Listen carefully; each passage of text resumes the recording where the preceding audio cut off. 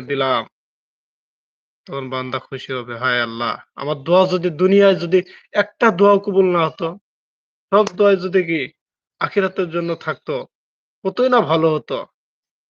দুনিয়ায় যদি আমার একটা দোয়াও না কবুল হতো, আফসোস করবে, হায়! কতগুলো দোয়া করছি। দোয়া যদি সবগুলো দোয়া যদি ব্যর্থ হতো আর এই কালকের ওসিলায় যদি কিয়ামতের নাজাতের জন্য যদি আমার আরোই হতো, আমি আরো জান্নাতটা আরো সহজ হয়ে যেত। আমি বড় জান্নাত আরো পেতাম, আফসোস করবেন তখন। এখন একটু দোয়া করলেই কি আপনি কি হন? পেরেশান হন, রাগান্বিত হন, আল্লাহ তাআলা দোয়া কবুল করতেছে না কেন? কিন্তু না, পেরেশান হওয়া যাবে না, রাগান্বিত হওয়া যাবে না।